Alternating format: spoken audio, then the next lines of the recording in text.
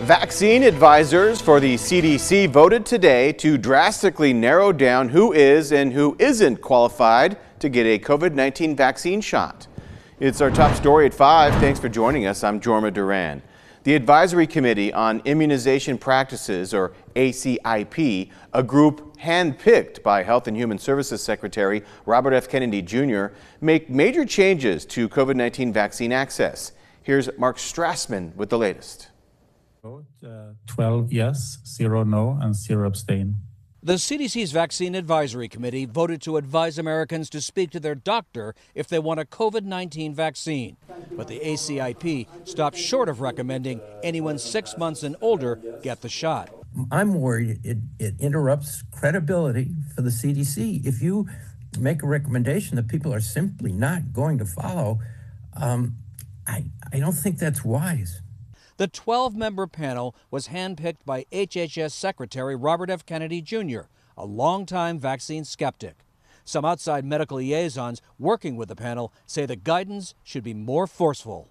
Simple, stable recommendations can increase vaccine coverage.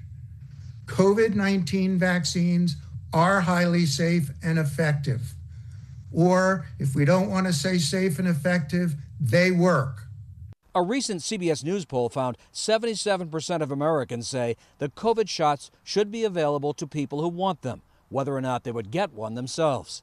Yesterday, the panel voted to change its MMRV recommendations, recommending children under 4 should not get that vaccine, but instead get one shot for measles, mumps, and rubella, and then a second, varicella, to protect against chickenpox.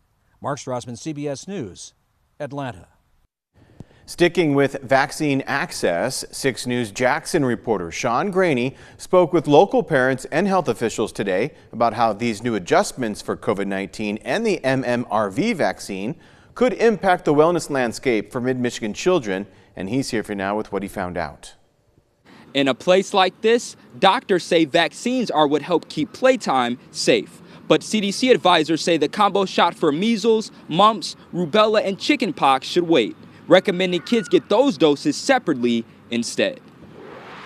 I don't really like the whole mixing of vaccines because I feel like that will make the kids sicker. In a meeting on the future of vaccine protocols Thursday, the Advisory Committee on Immunization Practices voted 8-3 to change the current recommendations that allow children under 4 to receive the MMRV vaccine.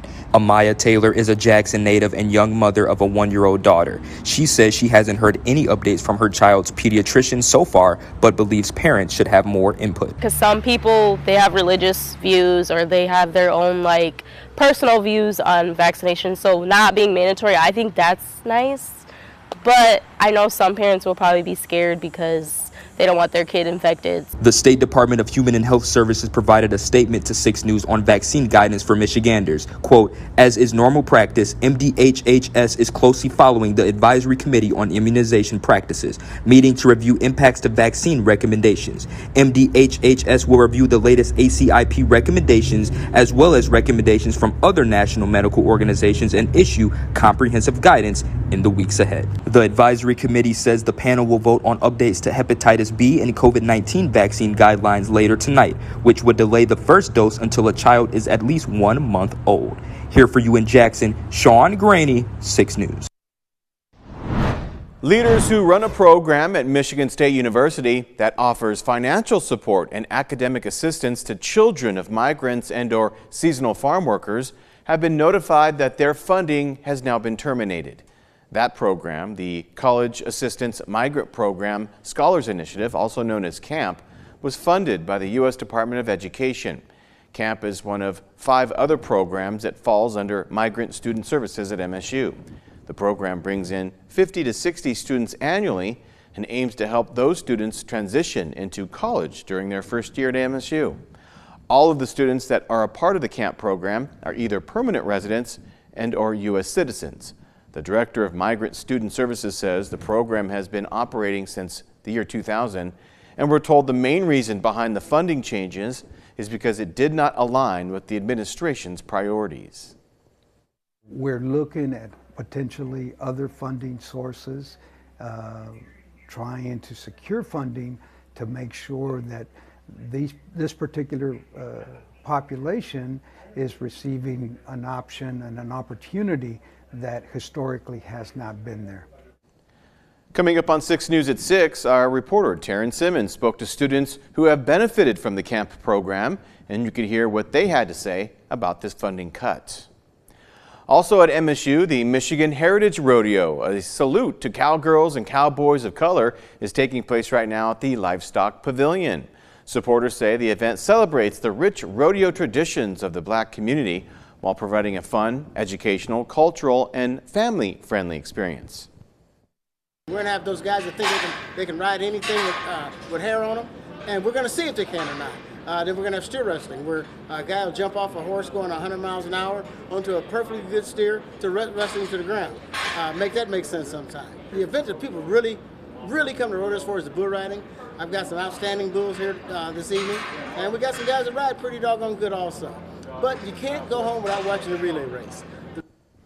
The event continues tomorrow at the MSU Pavilion. And it's a beautiful day for a music festival, and thankfully an annual event is back in Lansing's Old Town, and that's where we find Chief Meteorologist David Young. He's in Lansing's Old Town for Blues Fest. That'll be the place to be for the next 3 days. How's the weather, David? To brag, Jorma, but I do get all the best assignments done. Lots of sunshine. I mean, the temperatures are perfect out here this evening. But you're right, Blues Fest is ongoing. It'll be happening today.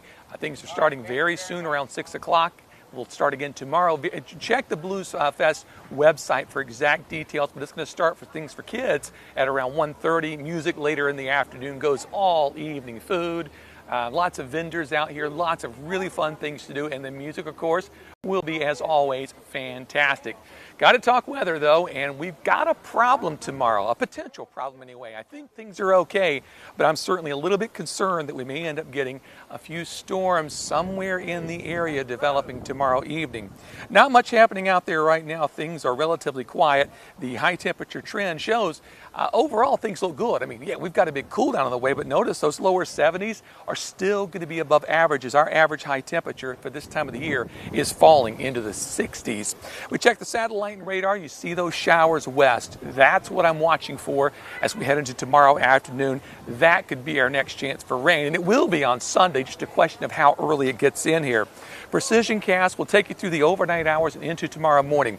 Quiet weather, a few showers to our west, but that area of instability is moving overhead, so by tomorrow afternoon, there's a little green just to our west, and it's close enough that margin for error, maybe a pop-up shower or storm here, but we're hoping not for everybody to come out to Blues Fest tomorrow evening, and I wouldn't let it stop you from coming out either.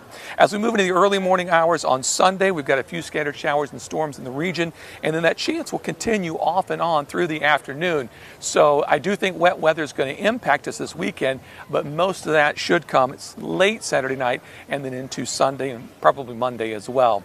Temperatures currently upper 70s in St. John's, otherwise low to mid 80s, so it's still quite warm outside, but not humid at all. It feels great out here this afternoon. Our current conditions on the McLaren Camp, 80 degrees. East winds at 8 and a gust up to 18. So that actually gives you a nice breeze out here. Makes it feel even a little better. Humidity levels are running fairly high for now, but they'll begin to drop a bit as we head into the early morning hours tomorrow. Skyview Network in Grand Ledge, temperature at 80, humidity 62%, wind gust only up to 8 miles per hour today, while the Jackson Cam, our humidity is at 44%, with a current temperature of 84 degrees, northeast winds at 5 miles per hour. The view in Hillsdale, partly cloudy skies, few cumulus trying to grow in the distance, and that's sort of a sign of that instability beginning to move in. Current temperature in Hillsdale sitting at 82 degrees, with a peak wind today of 13 miles per hour. Tonight's forecast will drop to 56 for an overnight low, so very pleasant outside. We should see light winds as we head into the overnight hours. Tomorrow's forecast, cloudy skies, but should be dry. Temperatures generally in the 70s tomorrow, so just a smidge cooler, and the threat for a stray storm beginning to develop by around 5 o'clock. The 6-day forecast, temperatures as we head through the weekend cool into the mid-70s by Monday. Good chance of showers Sunday and on Monday, and a few thunderstorms. We've had to extend that into Tuesday before things calm. Wednesday and Thursday look good, but then as we check out the 6-day forecast, mid-70s most of next week, mainly dry conditions until the middle of next week when we see high temperatures, then dropping actually to where they should be in the upper 60s. So for tonight, for those coming out, no jacket required. It's going to be a beautiful evening and a dry evening as well. So if you're coming down, we'll see you here at Blues Fest. But for now, Jorma, back to you in the studio.